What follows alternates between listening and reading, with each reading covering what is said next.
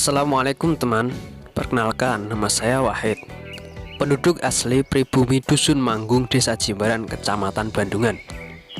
Kampung kami sangatlah asri, letaknya di kaki Gunung Ungaran. Gunung yang tidak aktif, namun konon katanya akan aktif tapi mengeluarkan air, bukannya lahar. Oh no! Kampung kami jika dilihat dari atas sana, tapi bukan dari Sidratul Muntaha, berada di tengah-tengah perbukitan dan gunung-gunung. Letak kampung kami cukup jauh dari keramaian pasar Ambarawa. Kata ibu saya, pada zaman dahulu kala, tapi bukan zaman megalitikum dan juga bukan zaman purbakala, jika orang-orang lokal mau pergi ke pasar yang jaraknya cukup jauh, yaitu sekitar 2 jam perjalanan yang ditempuh menggunakan kaki super mereka. Orang-orang antik tersebut menempuh jarak yang sangat jauh itu dengan tidak menaiki kendaraan bermesin apapun. Namun mereka hanya menaiki sendal ajaib mereka. Kenapa mereka menempuh jarak yang jauh itu? Kan di sini ada pasar Jimbaran yang lebih dekat. Gue nggak tahu. Gue kan Kijamano. Sana tanyain. Nggak mau. Saya memaksa kamu. Waga.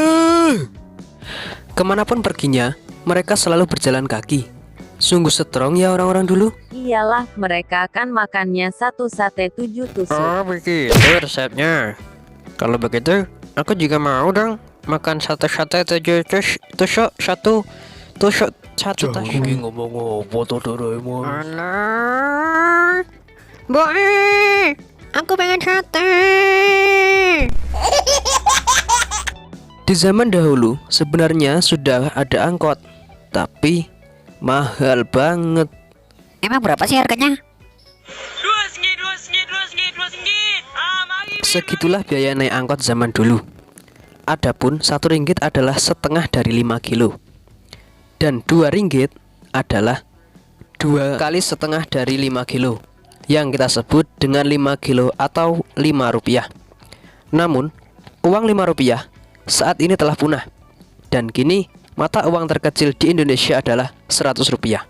Andai saya jadi ozreng dulu, misal saya punya 10.000 rupiah, saya akan menjadi orang terkaya di kampung, hahaha. Sombong amat. Di zaman sekarang sudah banyak angkot, tapi penumpangnya yang gak ada. Karena sudah banyak orang yang mempunyai kendaraan pribadi seperti motor, bahkan mobil. Tapi bukan helikopter ya. Setiap rumah, meskipun itu sederhana, sangat sederhana, sesederhana cinta kamu. Bukan kamu yang belakang loh. Kamu. Hampir semuanya mempunyai motor. Iya, hampir. Karena saya enggak. Bukannya menyombongkan orang lain, tapi Kamu tidak punya apapun untuk disombongkan. Sabar ya le. Wong sabar bokongi jembar. memang betul. Ya, memang seperti itu kenyataannya. Karena motor memang bagian penting dari kehidupan kami. Mengingat jalanan daerah kami naik turun. Maklumlah, kampung kami kan di kaki Gunung Ungaran. Pada kesempatan kali ini, admin mau bercerita tentang kondisi kampung kami saat bulan Ramadan. Indahnya Ramadan di kampungku. Di desa kami mayoritas beragama Islam. Kata Mas Google Maps pernah melihat gereja di desa Jimbaran. Kan saya sudah bilang mayoritas, artinya tidak semua Islam. Oh, Jadi tidak heran jika di bulan Ramadan seperti ini banyak musola-musola dan masjid-masjid yang mendadak ramai pada malam hari. Tidak lain dan tidak bukan, mereka berbondong-bondong melaksanakan ibadah khas di bulan Ramadan, yaitu sholat tarawih. Setelah melaksanakan sholat tarawih, biasanya kami anak-anak kampung selalu menabuh beduk dan sholawatan. Biasanya kami menyebutnya dengan jidur. Wow. Biasanya banyak ojreng-ojreng di sepertiga malam berkeliling mengusik kenyamanan tidur seseorang dengan berteriak,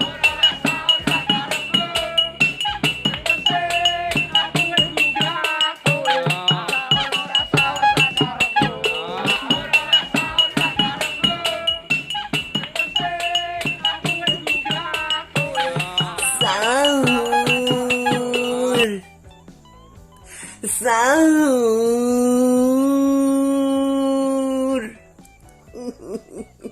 Sahur. Pernah sekali, saking semangatnya membangunkan orang sahur, kami pernah dilempari perkakas rumah tangga sama tetangga yang nggak punya tangga. Usut punya usut, ternyata kami membangunkan sahur terlalu pagi, yaitu pukul 1 pagi. Memang semangat kaula muda sangat luar biasa, tapi enggak gitu juga kali. Dasar ozreng.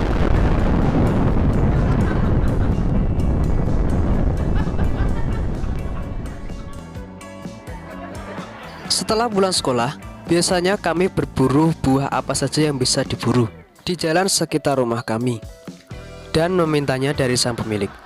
Rencananya, buah ini akan disantap nanti ketika waktu berbuka puasa telah tiba.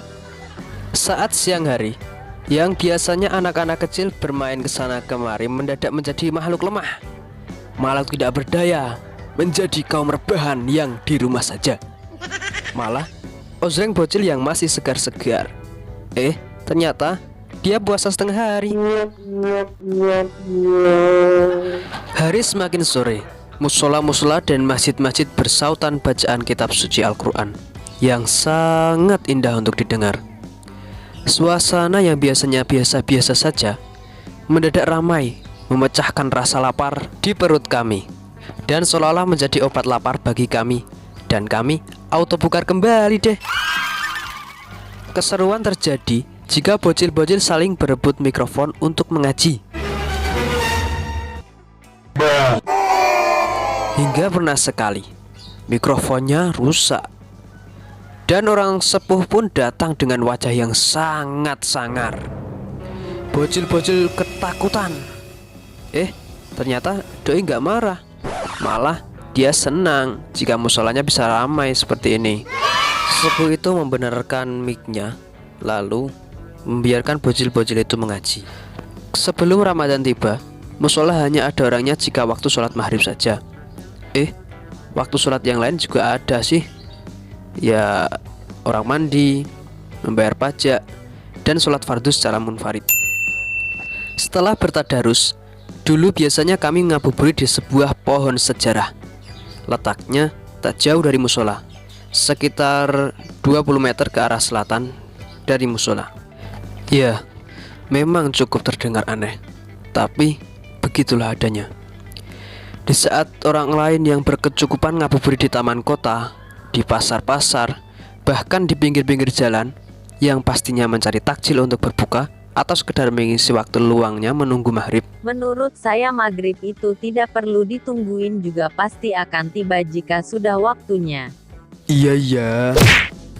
Kami anak kampung sederhana yang biasa-biasa saja. Biasanya ngabuburit di sebuah pohon sambil menghayal sedang menaiki sebuah pesawat tempur. Memang hayalan kami inilah sangatlah tinggi. Imajinasi kami bagaikan seorang ilmuwan. Tak lupa kami membawa sebuah senjata sniper yang sangat canggih yang biasa kami sebut dengan nama pelintengan, atau bahasa Indonesianya adalah ketapel. Jika ada burung yang mendekat, kami menganggapnya itu sebagai musuh dan menganggapnya sebagai ancaman. Lalu kami akan menembaknya dengan pelintengan. Suara beduk maghrib menjadi pertanda berakhirnya pertempuran. Semua bocil bergegas berlarian dari pohon sejarah menuju kediaman masing-masing. Makan lauk apapun pasti sangat nikmat, karena disitulah Allah memberikan nikmat kepada orang-orang muslimin yang berpuasa. Biasanya ozreng bocil saat makan, mereka balas dendam sampai kekenyangan, hingga lupa bahwa tadi siang sudah menyimpan buah. Begitu terus setiap hari, sampai buahnya busuk. Akibat dari kekenyangan, kami tidak bisa berangkat rawih. Buat jalan saja nggak kuat. Sahabatku, segala hal yang berlebihan itu tidak baik, dan Allah tidak menyukainya. Sudah dulu ya, ngantuk.